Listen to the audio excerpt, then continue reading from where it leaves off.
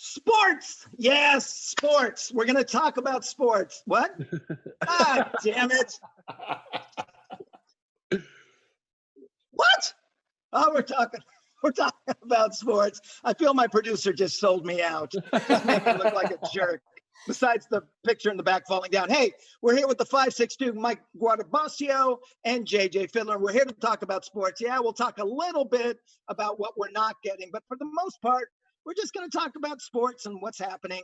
I'm actually doing this for the first time from my house. I've hired several small children to run through and make it adorable. So we'll be doing that later. I really love the crown molding, Steve. It's good to it's nice to get the inside view, and you can see here in our home office. It's so tucked onto the side of the house that it actually the ceiling gets lower for building codes over there. I was gonna say, are you in a Quonset hut there? And I like the light fixture. Are you digging the popcorn? Yes, it's great. Yeah, you've got the old school ceiling there for sure. Good for acoustics. Now, talking about aesthetics. I know we want to talk about Long Beach State and Long Beach High School sports, but the number one thing I got to talk about, new Ram uniforms. They just came out a couple days ago. I think they're hideous. Colin Cowherd loves them. I'm finding I agree far, far less with Colin Cowherd these days. What you guys think? Yeah, not a fan. I will go on record saying that orange is a horrible color, but a close second is trying to make blue and yellow look good. It just doesn't work. Not that blue and yellow. Yeah, you know what I mean. I'll just since we're on a video platform here, I'm just gonna put this up. Yes, thank you, buddy. This is the Best Buy Los Angeles Rams customer service uniform that they've chosen to adopt here. Yeah, you know what it looks like to me? It looks like that's about the second draft of the uniform. Like, and then they forgot about it and like, oh crap, well here, let's just put this up. It doesn't look quite done or finished. Yeah.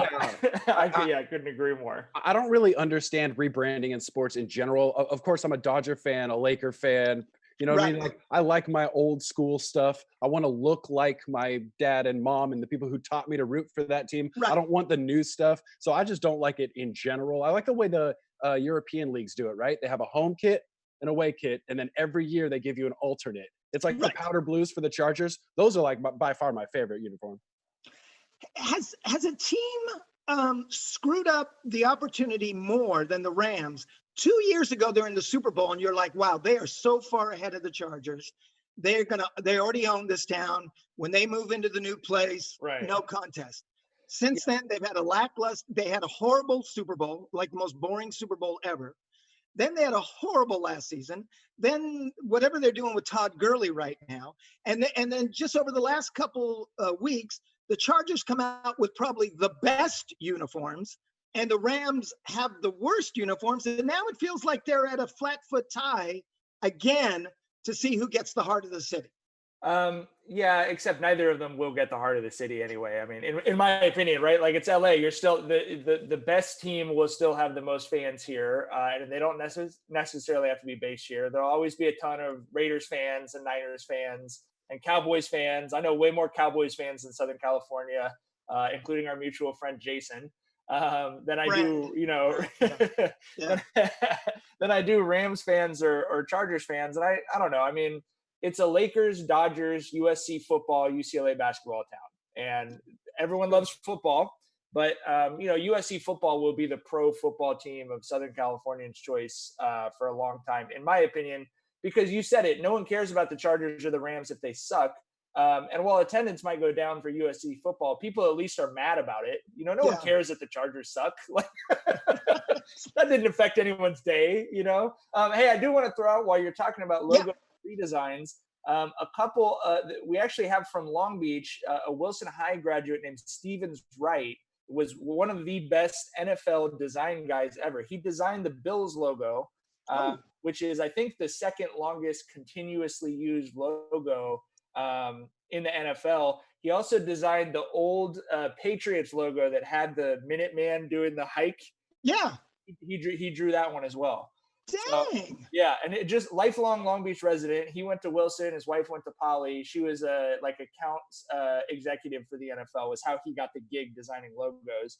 And he got paid as a freelancer. So he got paid like $70 to design that Bills logo. That they've made billions off. That's been used for 50 years now or whatever, right? And then meanwhile, the Rams probably paid some firm $200 million to screw up their look, you know?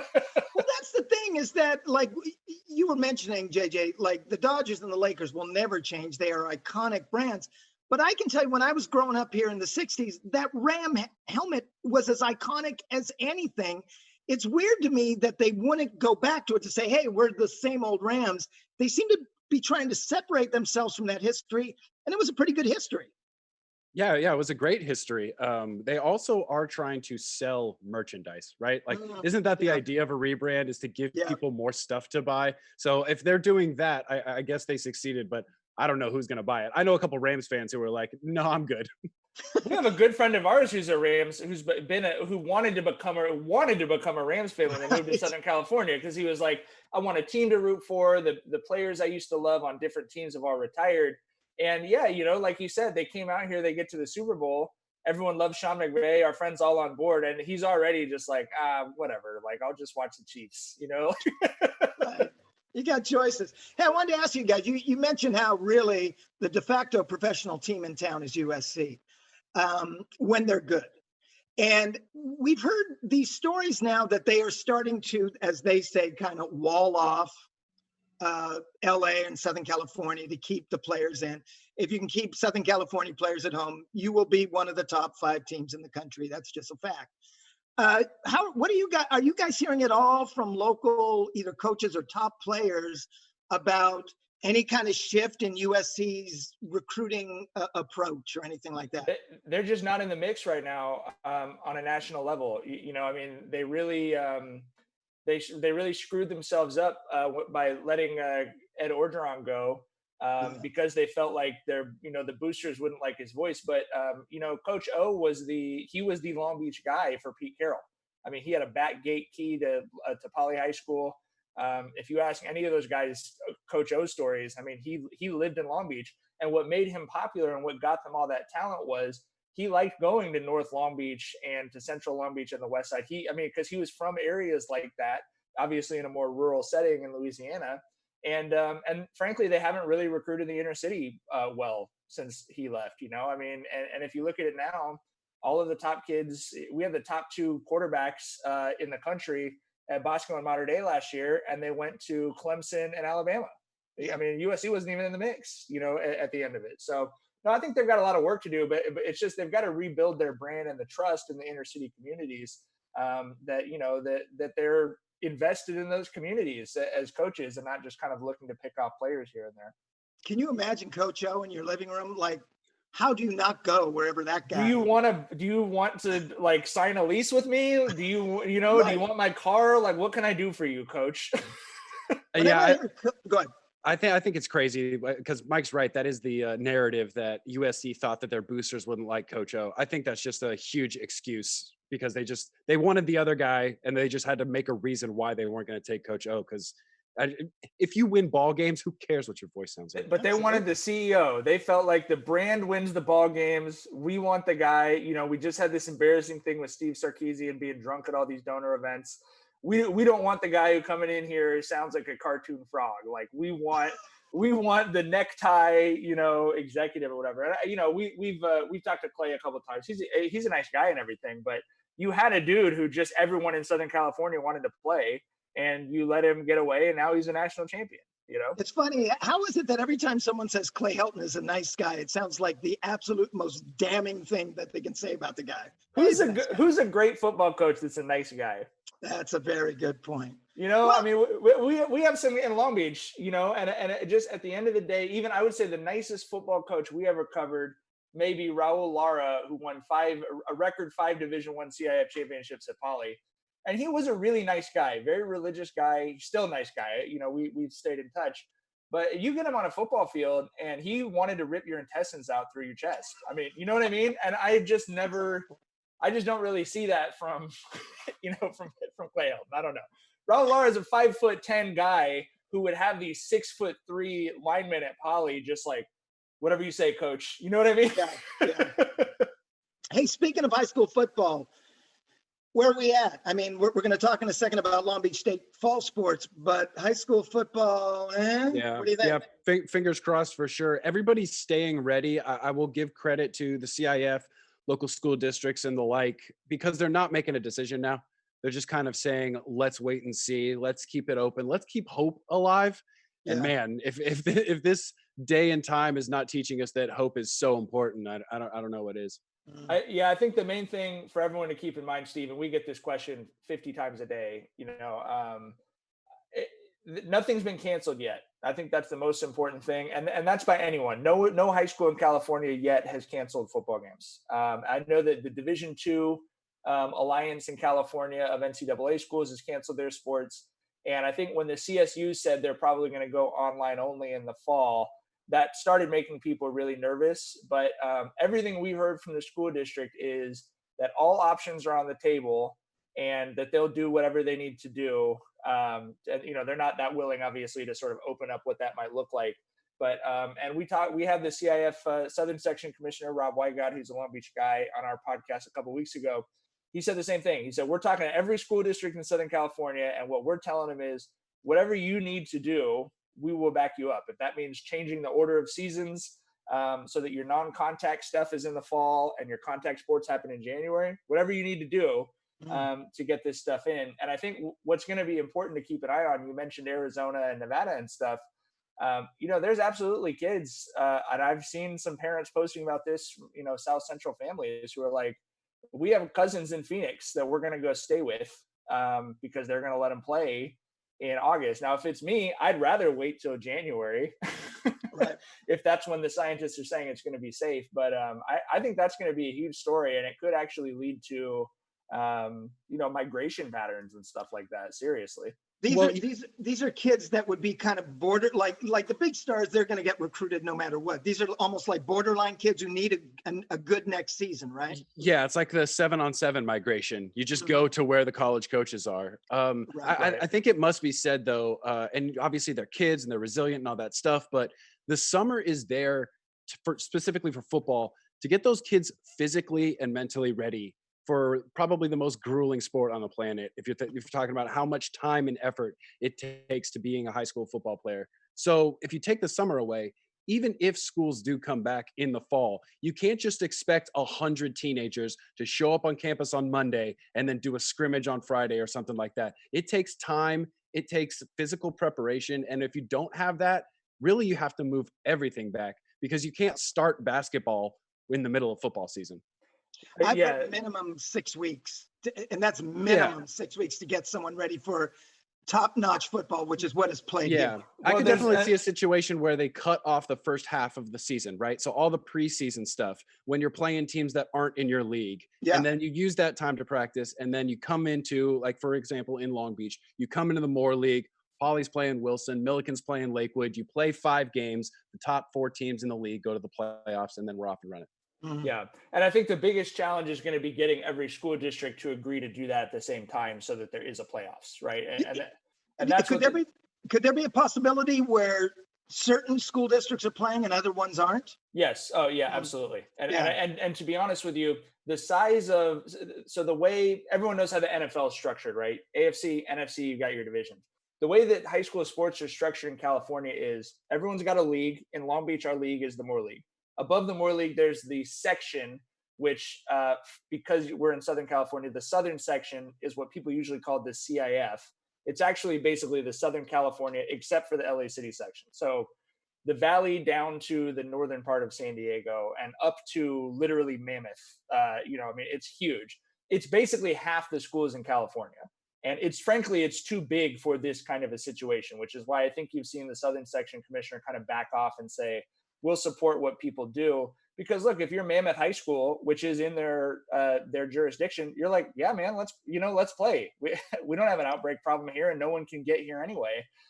Whereas if you're, in Long Beach, if you're in the more populous areas of Southern California, it's a different formula. So then above the section is the state, and what's happening right now is the state office and the Southern section office are both saying, kind of, you guys figure it out, we don't want to be the ones to get sued if this thing gets screwed up.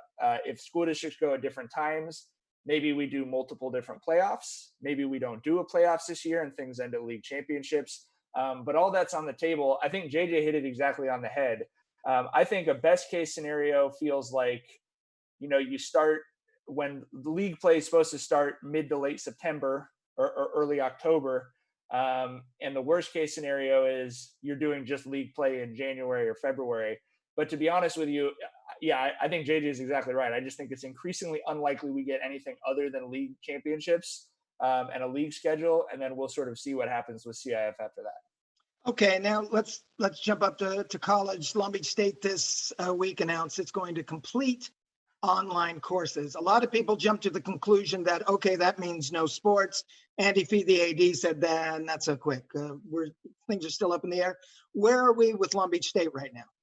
Yeah, things are still up in the air. I mean, obviously, if the Big West comes in and says everything's done, then Long Beach State really doesn't have much wiggle room there. But I really do respect the way Andy Fee jumped out and said, "Hold on, we can do this. It is possible. It would obviously not look like the way it looked last year, but yeah, they're holding out hope that they can do the women's soccer, women's volleyball season and get it going in the early fall. But again, you're dealing with a situation where those teams would be practicing on campus right now in preparation for those games, and you can't do that. So everything's going to get pushed back, I think.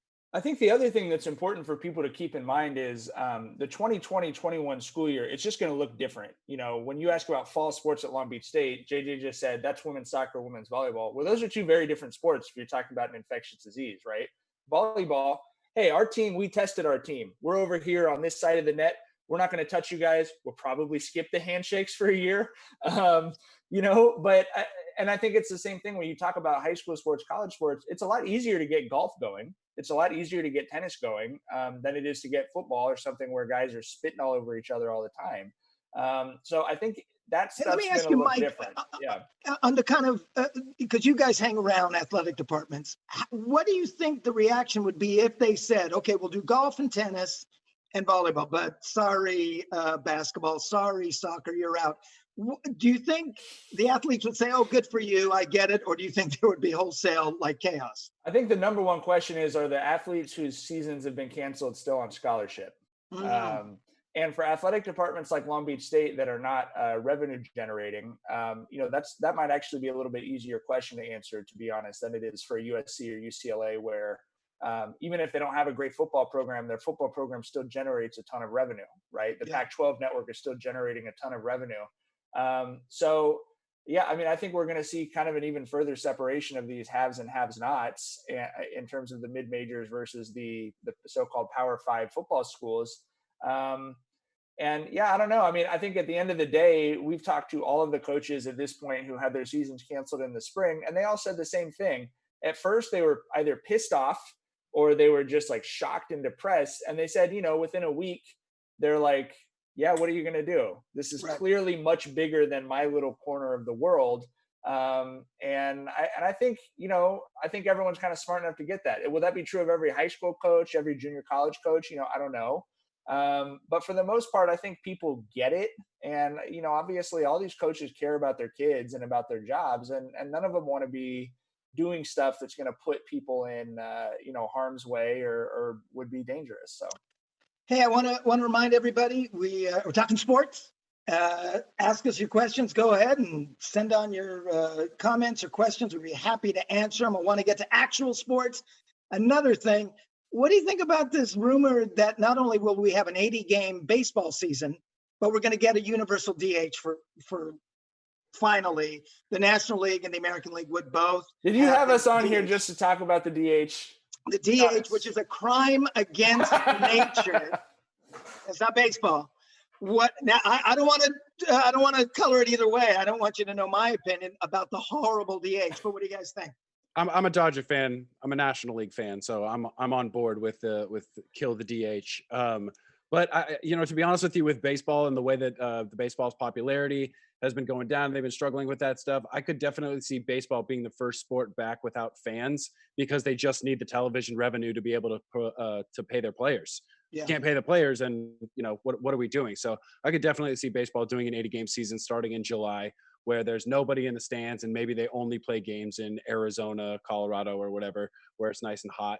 But yeah, it's Baseball with nobody in the stands. It'll be like being a Rays fan, right? yeah, exactly. I was just gonna say, yeah, it's just gonna always feel like spring training, which actually is a great experience if you've ever been to spring training. Getting up close, not as many fans. So I don't know. With baseball, I think it's one of the only things that could work without fans. The fan experience in a basketball or a soccer is just so integral to the momentum of the game. I don't know if you guys saw the UFC thing last weekend. No. So they did a UFC fight. There was about 10 people in the stands, medical doctors and people from the state board of commission board or whatever. And I was listening to Joe Rogan talk about it, and he was like, you could hear them trying to breathe through their broken nose while they were fighting. And there was no momentum shift for the fight because there was no crowd. And that crowd noise, that crowd energy that can change a fight in just a half a second, it wasn't there. So the fights were great, but it just didn't feel right. I think with baseball, a park sport where you're kind of out there sitting down, drinking a beer, eating a hot dog, that's a little bit more conducive to not having the roar of the crowd. I just want the crack of the bat, to be honest. I think we're beyond the aesthetic question at this point. That UFC fight, which I agree with you, is like really bizarre. I mean, it was up 30% on buys from from the one they did two before, right? I think people are so desperate for entertainment, and then I would layer on top of that Major League Baseball is going through what's going to be a really messy CBA renegotiation. One thing at the bedrock of every CBA deal in pro sports is it's all based on games being played. So I think what you saw, especially with the NBA guys, is there was this initial, like LeBron came out immediately when they were first talking about this stuff a couple months ago. I was like, I'm not playing without fans. That's who I play for, right? Well, every major star in the NBA is on a conference call with each other 2 days ago saying, we got to play because I have teammates who, I mean, rightfully, why would they be prepared for not getting half of their money this year? They signed a contract and there has never been half of an NBA season getting canceled. But they're hearing from everyone else on their teams like, hey, I didn't put money away for this. I mean, I thought I'm in my 5 years of my life, 10 years of my life where I'm going to be making money. And, some of these guys on the lower ends of those contracts, it might seem ridiculous if you're getting laid off of a minimum wage job. Some of those guys really are living paycheck to paycheck. It's true. And they're not planning on a 2-month disruption in their salary. So everything that we've seen now is suddenly there's a pressure from within the players unions. It's like, we got to get back out there. Even the NBA is now talking really seriously about how do we finish the regular season so that it's not just half of the league that's getting paid. You know what I mean? I think that financial necessity will end up kind of driving sports into weird places over the next couple months. But you're right. We're all pining for it. We're all jonesing for it. But at the same time, I would much rather have a complete 2020, 2021 season for any sport. Complete, right, looks right, feels right, than trying to hustle and finish something in 2020. You can't sacrifice the next season in order to try to finish something that is already ruined. I think we'll see that though. I think we'll see they'll finish this, and then I think it might be back-to-back 80-game seasons for Major League Baseball, but I think the NBA absolutely is.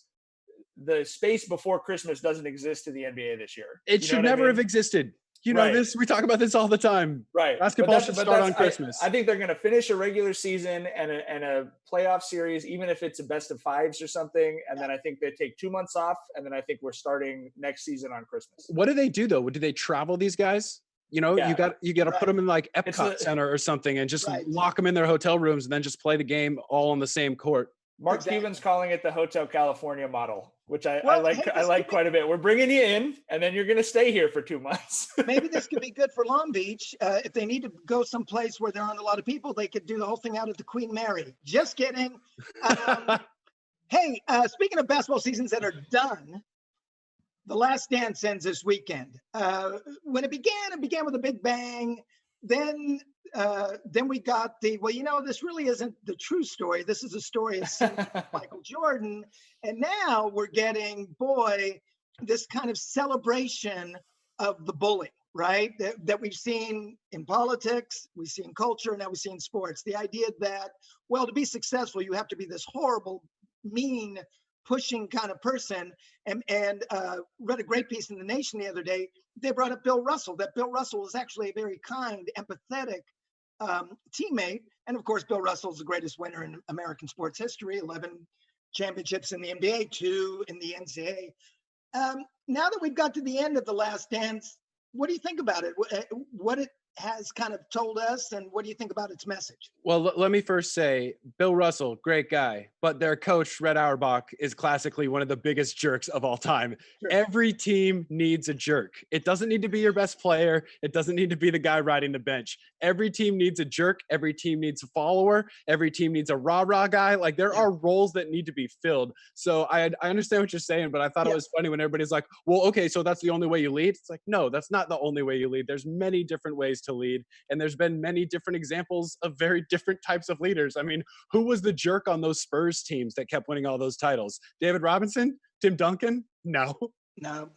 I think to JJ's point, to me, the worst thing, JJ and I are both 90s kids, so we grew up in this ethos, if you're not punching Steve Kerr in the face, you're not trying, right? And I think the two of us, we've been working together now for 13 years. We've had to sort of check ourselves on that with each other. You can be rigorous with yourself, but don't be a dick to the people. Don't be at Kinko's yelling at your fellow employee, right? We're not meeting our quota. We have to expect greatness or whatever. Right. But I actually think it's been really destructive to sort of American sports, to be honest with you, that this sort of hyper masculinized idea of the alpha leader is sort of celebrated without any examination, right? I mean, look at LeBron James. To me, an incredible, you don't even need to go back to Bill Russell. You look at LeBron James, who wins through facilitation, right? Yes. And gets criticized for it because so many talking heads have sort of well, Michael Jordan's the standard. And we could look at Kobe Bryant and say, okay, he was the same mold. Maybe he wasn't quite as good, whatever. Yeah. But then when someone comes along like LeBron, who's like, no, I like my life. And I actually grew up in enormous hardship. And I have a wife that I love and kids that I love, and I'm happy, and I like playing basketball, and it makes me happy to play basketball. And people criticize him for that, I'm so about Steve Kerr. Mike just said it, and we talked about this on the podcast this week as well. I want everybody in the world to be like Steve Kerr in that he sticks up for himself, he stands up to the bully, pushes him, takes a punch, walks away in the face, and then is man enough to answer the phone, accept the apology, move forward, and make the team better because of it. If we had more Steve Kerrs in the world, we'd be in a better spot. And a lot of facial injuries. Hey, before we go, we have just about a minute left. This is the first weekend where people can kind of get out a little bit. And JJ, you kind of waxed poetic about a little trip you had. Tell us what you did. Yeah, man. Golf courses are open in Long Beach. It's very different. You got to wear a mask when you're checking in. There's only a couple mats at the driving range. They've screwed the pins into the hole, so you don't take the pin out. The ball just kind of rolls up against the lip, and then you take it out, so nobody touches the pin or anything like that. No ball washers, no garbage cans. So it's different. But I got to tell you, man, I had no idea how much I missed it. I'd taken a long walk, breaking a sweat, talking to strangers, competing. It was so good for the soul. And I actually talked to a doctor at Big Rec who was driving up to play because he really likes the course. And he was just like, this is great for morale. Just being able to go out, even people who don't play golf, driving by the golf course and seeing people out there, it's already a socially distanced sport. So it is probably one of the safer things you could do outside in terms of athletics. It was, it was incredible. I think I'm going to go back today. Hey, since the thing was screwed in, the flag, how many holes in one did you lose? 3 or 4? That's what. Yeah, exactly. The gimme putts, the circle for the gimme putts got a little bit larger. But we actually did make that joke. It was like, it would be today that I would hit the pin. And then it wouldn't count, but whatever. I actually played one of the greatest rounds of my life. The first, Did you really? The first round back. I don't know why. I guess I forgot all my bad habits. Yes, stress breeds focus. That's what it was. I always find when I don't play golf for a long time and I have no expectations, I'm great. And then the next time after that, when I have all expectations, that's when I just curse that game as the stupid golf, game that it is. Writing, basketball, really anything in life, it follows that cycle for me. Absolutely. Yeah. Hey guys, we're at the end here. Appreciate you guys coming by. This was a ton of fun. hang with us this coming Monday. We'll have another live chat for you. Want to say thank you to JJ and Mike and everybody else. Have a nice weekend. Thanks again. Thanks. Bye, guys. Bye.